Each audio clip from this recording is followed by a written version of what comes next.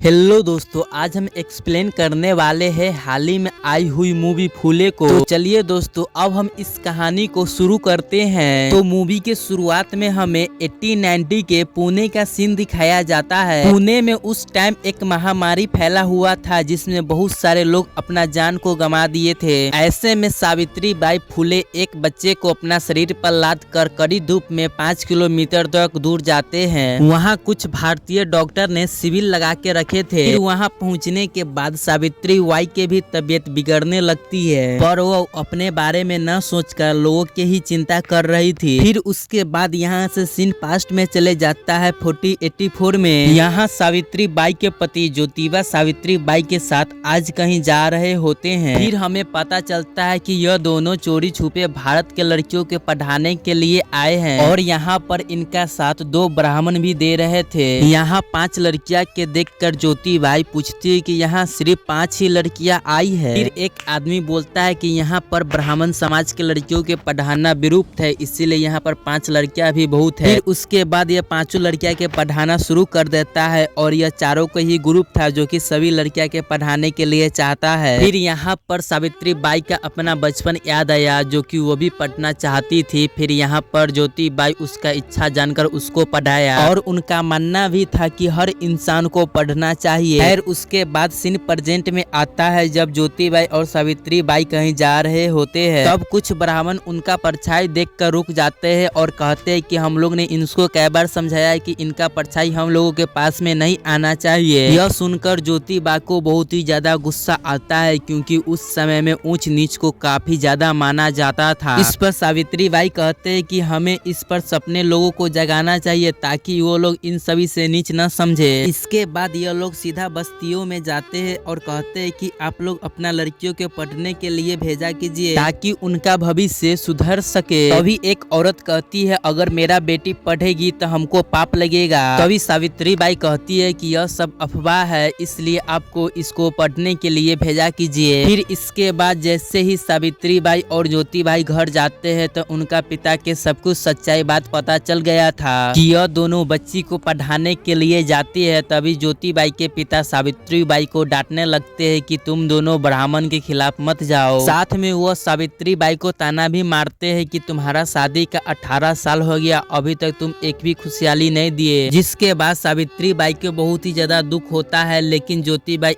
इस बात को संभाल लेते हैं। वह कहते हैं कि जो लोग हमसे ऊपर रहना चाहते हैं वही लोग यह बात को फैलाया है। तभी उस जगह ज्योति बाई के भाई कहते अगर तुमको देशभक्ति ही करना है तो जाओ तुम स्वतंत्रता सेनानी में जुड़ जाओ। लेकिन ज्योतिबा भाई कहते हैं कि मैं अलग एक क्रांति लाऊंगा, आप देख लीजिएगा। फिर वो अगले कई सालों में कुछ बच्चियों को पढ़ा रहे होते, तभी उस जगह कई ब्राह्मण आकर हमला कर देते हैं क्योंकि वो लोग नहीं चाहते थे कि यहाँ पर कोई लड़की पढ़ सके। फिर उसके बाद वो लोग ज्योति भाई को खूब मारते हैं। फिर सावित्री बाई आकर उन्हें बचा लेते हैं। फिर सावित्री भाई घर जाकर ज्योति बाई से कहते हैं कि मुझे कुछ ऐसा नई काम करना है जिसमें आपको ढुलाई लग सके। इस बार ज्योति बाई कहते हैं कि इतने आसानी से हार मान जाएंगे तो देश के भविष्य को कैसे सुधारेंगे। फिर अगले दिन गांव में पंचायत रखे जाते हैं और यह लोग ज्योति बाई और उनके पिताजी से कहते हैं कि आप लोग गांव में चोरी छुपे बच्चे को पढ़ाकर आप लोगों ने पाप किए हैं, यह सारे अनहोनियों के परंपरा है, हमारे यहाँ ऐसा कुछ भी नहीं होगा और जो भी लोग आगे पढ़ाने की कोशिश करेगा उसको सजा जरूर मिलेगा। इसके बाद ये लोग इनको समाज से बाहर कर देते हैं। फिर उसके बाद ज्योति बाई और सावित्री बाई अपने घर को छोड़ देते हैं, यह कहते हुए कि मैं अपने क्रांति को कभी भी नहीं भूलूंगा, इसलिए मेरा घर छोड़ना ही सही रहेगा ताकि आप लोगों पर कुछ भी आंच नहीं आए। फिर ज्योति बाई के बड़े भाई कहते हैं अगर तुम घर छोड़ेगे तो तुमको जायदाद में से एक भी हिस्सा नहीं मिलेगा। इस पर ज्योति बाई कहते हैं कि हम तो हिस्सा लेकर ही रहेंगे, चाहे हमको इसलिए कोर्ट क्यों नहीं जाना पड़े। फिर ये लोग ज्योति बाई के दोस्त उस्मान के घर पे चले आते हैं जो कि उन्हीं के साथ पढ़ा हुआ था और उस्मान के साथ उसकी बहन फातिमा भी रहा करता था और उस्मान उसको भी पढ़ाया लिखाया था। फिर ज्योति बाई उस्मान को सारा बात बताता है जिस पर उस्मान कहता है कि आप लोग थोड़ा दिन यहाँ पर ही रह जाइए, लेकिन ज्योति बाई को तो अभी भी बच्चा को पढ़ाना लिखाना था। फिर एक दिन ज्योति बाई को लहौजो के नाम सुनाई देता है जो कि अंग्रेज के खिलाफ अपना एक प्यार कर रहा था लड़ने के लिए। फिर वो उस्मान से कहते हैं कि अहमदनगर में एक स्कूल खोले जहाँ पर वह टीचर बनने के लिए ट्रेनिंग भी देते हैं। अगर हम फातिमा को और सावित्री बाई को वहाँ भेजेंगे तो हमारे भारत में 2 लेडी टीचर भी हो जाएंगे। इस पर उस्मान भी मान जाता है। फिर वो लोग सीधा उसी स्कूल में पहुंच जाते हैं। लेकिन यहाँ पर प्रॉब्लम यह था कि ये लोग सावित्रीबाई और फातिमा को घर पर ही पढ़ाया था, इसलिए वहाँ के प्रिंसिपल कहते हैं कि हम इन्हें ट्रेनिंग नहीं दे पाएंगे क्योंकि इनके पास 10th का भी सर्टिफिकेट नहीं है। फिर इसके बाद ज्योति भाई उनको से रिक्वेस्ट करने लग जाते हैं। फिर उसके बाद सावित्रीबाई उनसे इंग्लिश में बात करने लग जाती है और कहती है कि आप मुझे ट्रेनिंग नहीं देते, यहाँ पर विकास कभी भी नहीं हो पाएगा। इसलिए वो प्रिंसिपल मान जाती है। फिर उसके बाद सावित्रीबाई और फातिमा का ट्रेनिंग शुरू हो गया था। फिर ज्योतिबा सीधा लहू जी के पास में आते हैं और बताते हैं कि आपको इस शुद्ध समाज में बहुत ही चलती है, अगर आप चाहे तो मैं इस समाज कर पढ़ा सकूं, जिससे हमारा समाज सुधर जाएगा। लेकिन रहू जी के कहना था अगर अंग्रेज से जीतना है तो उससे सिर्फ बल से ही जीत सकते हैं, ऐसे पढ़कर नहीं। फिर ज्योतिबा उसको अच्छे से समझाते हैं कि अंग्रेज हमें भारत के छवि को कैसे खराब कर रहे हैं, इसीलिए हम लोगों को पढ़ लिख कर उन्हीं को भाषा में उसको समझाना है। फिर यहाँ पर ज्योतिबा और उस्मान खाना पका रहे होते हैं। फिर उस्मान कहते हैं कि देखो हम औरत को समझते थे कि वो कुछ भी नहीं कर पाती थी, लेकिन देखो वो खाना पकाना भी कितना भारी ये काम किया करती थी। फिर यहाँ ज्योतिबाई बच्चों को इकट्ठा करने में लगे हुए थे और फातिमा और सावित्रीबाई यहाँ ट्रेनिंग कर रही होती है। इसके बाद यह दोनों की ट्रेनिंग पूरी हो जाती है तो उसके बाद यह दोनों घर पे चली आती है। फिर ज्योतिबाई यह दोनों के कहते हैं कि आप दोनों भारत के फर्स्ट टीचर बन चुके हैं, जो कि आपको इतिहास में याद रखा जाएगा। फिर यह दोनों बच्चे को इकट्ठा करने लग जाते हैं ताकि उसे पढ़ा सके। फिर फातिमा अपने मोहल्ले में पढ़ने की बात करती है, तब उसे मोहल्ले से भगा दिया जाते है। यह लड़की या अपने पति के लिए खाना बनाएगी या पढ़ लिख कर क्या करेगी। यह सुनकर फातिमा को बहुत ही ज्यादा दुख होता है। फिर अगले दिन ज्योतिबाई सभी बच्चों को इंतजार कर रहे होती है कि कोई तब बच्चा जरूर पढ़ने के लिए आएगा, लेकिन कोई भी मर्द अपने घर से बच्ची को पढ़ने के लिए भेजता ही नहीं, जिससे ज्योतिबा थोड़ा निराश हो जाते हैं। फिर देखते हैं कि रहू जी सभी बच्चों को पढ़ाने के लिए ला रहे होते हैं क्योंकि रही जी से सभी लोग बहुत ही डरते थे। फिर इसी तरह से सावित्रीबाई और फातिमा इन बच्चों को पढ़ाना शुरू कर देते हैं और ज्योतिबा भी बहुत खुश है कि चलो शुरुआत तो हुआ। इसके बाद ज्योतिबाई के पिताजी उनको बुलाते हैं और उनके हिस्से के 35 एकड़ जमीन उनको सौंप देते हैं कि अपना अधिकार कभी छोड़ना मत। और कहीं न कहीं यह भी खुश थे कि उनका बेटा समाज के लिए काम कर रहा है। फिर ज्योतिबाई सावित्रीबाई से आकर कहते हैं कि हम 35 एकड़ में से जमीन 15 एकड़ बेच देंगे ताकि हम स्कूल खोल सके और उसमें कई सारे बच्चों को भी पढ़ा सके। और साथ में यह भी बताते हैं कि हम गवर्नमेंट कॉन्ट्रैक्ट लेना चाहते हैं ताकि बाद में पैसा की दिक्कत न हो। फिर एक दिन सावित्रीबाई और फातिमा बच्चे को पढ़ा रहे होते, तभी उस एरिया के कलेक्टर जोन्स अपने बीवी के साथ आता है। जैसे कि बच्चे के पढ़ते हुए देखकर उसे काफी ज्यादा अच्छा लगता है। फिर उसने कहता है कि सरकार ने हमारे भी बच्ची को पढ़ाने का मौका दिया, लेकिन समाज ने उसे पढ़ने के लिए एक भी मौका नहीं दिया। जिस पर सावित्रीबाई कहती है कि मैं अपने समाज को अच्छे से जानती हूँ और हमारा विजन है कि हर लड़की शिक्षित बने। अभी जोन्स कहता है कि हम आपके पति के बारे में खूब सुने हैं, इसीलिए आप उन्हें कहिएगा कि हमसे आकर मिले। तभी ज्योतिबा कहीं जा रहे होते, तभी उन्हें किसी बात के लेकर ब्राह्मण से बहस हो जाता है और फिर वो लोग सीधा अपना सरपंच के पास पहुंच जाता है और कहता है कि हमें इस ज्योतिबा को कुछ करना ही पड़ेगा। फिर वहीं ज्योतिबा सीधा कलेक्टर जोन्स से मिलने के लिए जाता है। तभी जोन्स उनसे कहता है कि आप बहुत ही अच्छा काम कर रहे हैं और लॉर्ड जोन चाहते हैं कि भारत में हर जाति बहुत ही अच्छा से तरक्की करे और उनका पढ़ा लिखा बहुत ही ज्यादा जरूरी है। और जॉन्स लिक्स ने एक नया ही शिक्षा नीति बनाया है और उसमें लड़कियों को भी पढ़ाना जरूरी है और आपको इसको बढ़ाना देना चाहिए। फिर ज्योतिबा कहते हैं कि हम 5 नए स्कूल खोलने वाले हैं। इस पर जोन्स कहते हैं कि नहीं, आप 25 नए स्कूल और खोलिए ताकि जल्दी से यहाँ पर ग्रोथ हो सके। उस पर ज्योतिबा कहते हैं कि आपको भी यहाँ पर फंड देना होगा। जिस पर जोन्स कहते हैं कि अभी हमारा सरकार लॉस्ट में है, इस पर आपको हम कुछ ही मदद नहीं कर सकते। इस पर ज्योतिबा को एक आइडिया आता है और वो उनके किसी और तरीका से मदद करने के लिए कहते हैं। फिर वो उस्मान से आकर कहते हैं कि मैं अपना पूरा जमीन बेच रहा हूँ ताकि 25 और स्कूल नया खुल सके और इसमें लड़का लड़कियां दोनों ही पढ़ेंगे। जिस पर उस्मान कहता है कि यह अंग्रेज हमारा फायदा ही उठा रहा है। जिस पर ज्योतिबा कहते हैं कि हमें अंग्रेज से काम निकलवाना आना चाहिए और इसीलिए हमने उससे रेलवे और जनरल का कॉन्टेक्ट लिया है, जिसमें हम उन्हें लेबर सप्लाई करते रहेंगे ताकि हमारा भी बिजनेस चलता रहे। साथ में ज्योतिबा ने अंग्रेज के अखबार में अपना प्रचार भी करा लिया था। जब यह सब बात ब्राह्मण को पता चलता है तो उनको काफी ज्यादा गुस्सा आता है, लेकिन उनको समझ नहीं आता है कि अब वह क्या करे, कि लोही जी भी अब ज्योतिबा के साथ थे। फिर एक दिन सावित्री बाई और फातिमा स्कूल से पढ़ाकर घर जा रहे थे, तभी उनके ऊपर ब्राह्मण के बच्चे गोबर फेंक के मारते हैं। तभी सावित्री बाई को बहुत ही ज्यादा दुख होता है। वो कहते हैं कि तुम स्कूल में जाकर एक साड़ी रख लो, ये लोग कितना गोबर फेंकना चाहते हैं, फेंकने दो, देखते हैं पहले कौन थक जाता है, यह लोग की हम। और इसी तरह से मेंटली से ये लोग काफी तेजी से आगे बढ़ रहे थे और ज्योति बाई भी यहाँ पर कई सारे स्कूल को खोल दिए थे। फिर हम 1852 का सीन को देखते हैं। यहाँ पर ईस्ट इंडिया के कंपनी ज्योतिबा और सावित्री बाई सम्मान में एक कार्यक्रम रखते हैं कि जो काम अंग्रेज ने नहीं किया था वह यह काम कर दिए थे। फिर वहाँ पर एक लड़की बोलती है कि सर हमको पढ़ने के भूख है, लेकिन हमारे पास ज्यादा किताब नहीं है। यह सुनकर ईस्ट इंडिया की कंपनी तुरंत उस पर एक्शन ले लेता है और कुछ ही दिन में वो लोग चार्ल्स गुड के नया आयोजित कर देते हैं ताकि भारतीय के लिए नए आयोग खुल सके। फिर एक दिन कुछ शूद्र जाति के लोग कुएं से पानी भर रहे होते, तभी उस पर उच्च जाति के लोग हमला कर देते हैं। फिर यह बात जैसे ही ज्योतिबा को पता चलता है तो इसका शिकायत करने के लिए वह सीधा जोन्स के पास चले आते हैं ताकि कोई एक्शन ले लिया जाए, लेकिन जोन्स तो साफ मना कर देता है। साथ ही वो इस बात का फायदा उठाकर ज्योतिबा को उत्साहता है कि आप लोग धर्म परिवर्तन कर लीजिए और आप लोग क्रिश्चियन बन जाइए, हमारे धर्म में सभी लोग समान है। ज्योतिबा समझ जाता है कि यह क्या कहना चाह रहा है और फिर जोन्स उसको लालच देता है कि आपको एक और बड़ा कॉन्ट्रैक्ट दिला दूंगा। फिर जब ज्योतिबा और सावित्री बाई जब घर आते हैं तो सावित्री बाई कहते हैं कि हमें उन अंग्रेज की कोई भी बात मानना जरूरी नहीं है, हम पानी का कुआं अपने ही आंगन में खुदवा लेंगे। फिर उसके बाद कुछ मजदूरों को बुलाकर अपने ही आंगन में कुआं खुदवा लेते हैं ताकि पानी का दिक्कत किसी को भी न हो। इसी तरह हर परिस्थिति में उन लोगों के लिए ज्योति बाई हमेशा खड़ा रहते हैं। फिर एक दिन ज्योति बाई के पिताजी उनके घर पे बुलाते हैं और कहते हैं कि सरपंच जी घर पे आए हुए थे और उन्होंने कहा है कि हमें अंग्रेज से लड़ने के लिए हम लोगों को एक होना होगा और इसीलिए वो तुमसे मिलना चाहते हैं। और साथ में ज्योति बाई के पिताजी कहते हैं कि हम चाहते हैं कि तुम दूसरा शादी कर लो ताकि हमारा वंश आगे बढ़ सके। यह सुनकर ज्योति बाई साफ मना कर देते हैं कि क्या पता समस्या मुझ में ही हो। फिर अगले दिन ज्योति बाई और सावित्री बाई सरपंच जी के पास जाते हैं कि हमें एक होना होगा, ऐसा करो कि तुम इन लड़कियों के पढ़ाना छोड़ो और लड़कों के रहू जी के साथ कुश्ती वगैरह करना सिखाओ। उस पर ज्योतिबा भड़क जाते हैं कि आप हमें एक होने के लिए कहते हैं, पहले आप तो हमो एक कर लो और मैं किसी भी लड़की को पढ़ाना बंद नहीं करूंगा। यह बात सुनकर सरपंच कुछ भी नहीं कर पाता है। फिर एक दिन जब सावित्री बाई कहीं जा रही होती है तभी उसे एक आदमी डरावने की कोशिश करते हैं, बच्चे के पढ़ाना छोड़ दो वरना मैं तुम्हारे पति को जान से मार दूंगा। सावित्री बाई गुस्से में उसी आदमी को मारकर यहाँ से भगा देती है। फिर सावित्री बाई जब घर पे जाती है, फिर सावित्री बाई जैसे घर आती है तो वहाँ पर एक काशी नाम की लेडी बैठी हुई होती है। फिर ज्योति माँ बताते हैं कि इनका पति के मर जाने के बाद इनका फैमिली वाला पूरा इनका बाल उड़वा दिए हैं और फिर एकदा काशी बाई के साथ उनके रिश्तेदार जबरदस्ती किए, इसीलिए काशी बाई आज प्रेग्नेंट है और यह जान देने की कोशिश कर रहे थे, इसीलिए मैंने इनको बचा लिया। फिर सावित्री बाई काशी बाई से बात करते हैं और उनको हिम्मत देते हैं और फिर कहते हैं कि आप हमारे ही साथ रहिएगा, मैं आपको पूरा अच्छी तरह से ख्याल रखूंगा। फिर रात में सावित्री बाई काशी बाई से कहते हैं कि हमें आज एक सावित्री बाई मिले हैं जो कि इसका ऐसा हालत है, न जाने और कितना ऐसा सावित्री बाई होंगे।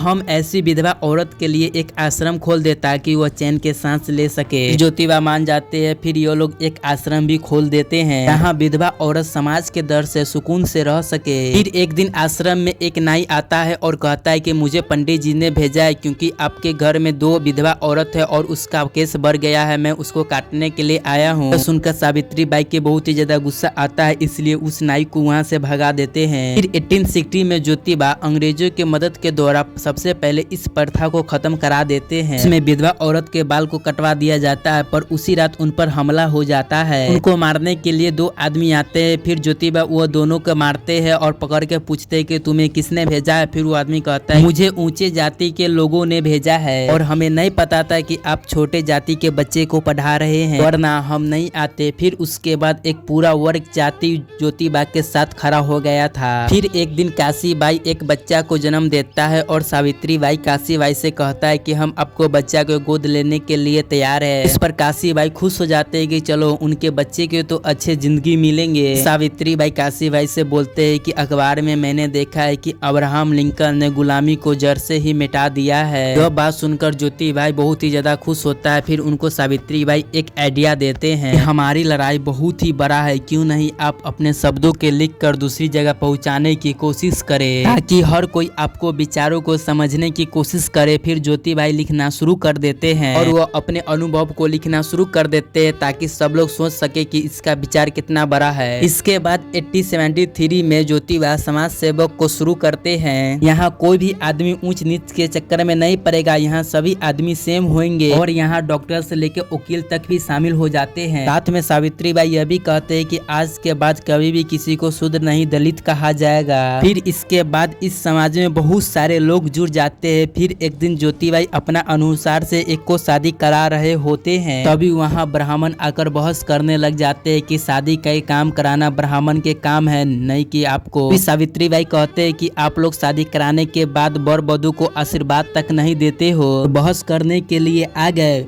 अब ऐसा ही होगा। जिसके बाद ब्राह्मण समाज ज्योति बाई पर केस कर देते हैं। फिर उसके बाद हम केस वाला सीन को देखते हैं जो कि ब्राह्मण समाज कह रहे होते कि शादी कराना मेरा काम है, नहीं कि उसका काम है, और शादी कराएगा भी तो सही लेकिन उसका दक्षिणा ब्राह्मण समाज को ही मिलना चाहिए। लेकिन यहाँ ज्योति बाई प्रूव कर देते हैं कि बिना मेहनत के उनको दक्षिणा नहीं मिलेगा। तो शादी कराना भी होगा तो उनको वर वधू को छू कर आशीर्वाद देना होगा, जो कि यह लोग ऐसा नहीं करेंगे। फिर यह केस ज्योति बाई जीत जाते हैं। फिर उसके बाद 1876 का सीन को दिखाया जाता है जहां पर पुणे में लोग भवकाल पड़ जाता है और भूख के कारण तड़पने लग जाते हैं। फिर ऐसा समय में भी अंग्रेज ने मदद नहीं किया। फिर ज्योति बाई ने सैयाजी गेट बाल से मदद मांगे, उन्होंने दिल खोलकर इन किसानों की मदद किया। फिर ऐसे ही ज्योति बाई और सावित्री बाई ने किसानों की मदद करने में लग गए। फिर कुछ समय के बाद यह सब चीज ठीक होते हैं तो हम देखते हैं कि ज्योति बाई बूढ़े हो चुके हैं और वहीं उसका बेटा यशवंत भी बड़ा हो गया है। आकर बताता है कि आपके लिए एक चिट्ठी आया है और उसमें लिखा गया है कि आपको सैयाजी राय और गढ़वाट के ऊपर से आपको महात्मा की उपाधि स्वीकार किया जाता है क्योंकि आपने इतने बड़े बड़े काम किया है। फिर उसके बाद ज्योति बाई को एक महात्मा की उपाधि से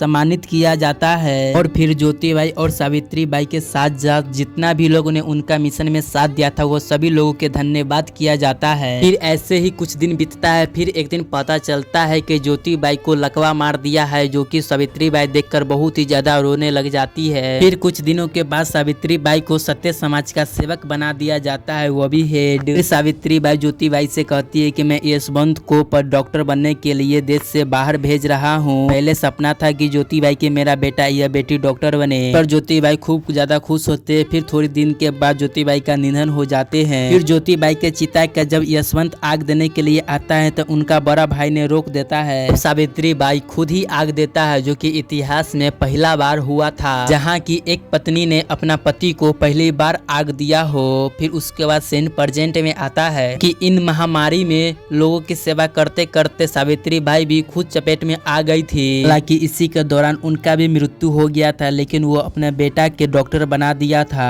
और उनके द्वारा कई सारे लड़कियां और लड़का पढ़ चुके थे। यह मूवी यहाँ पर ही खत्म हो जाती है। दोस्तों आपको यह मूवी कैसा लगा हमको कमेंट पर जरूर बता दीजिएगा। जय हिंद, जय भारत, और हाँ सब्सक्राइब करना ना भूलिएगा।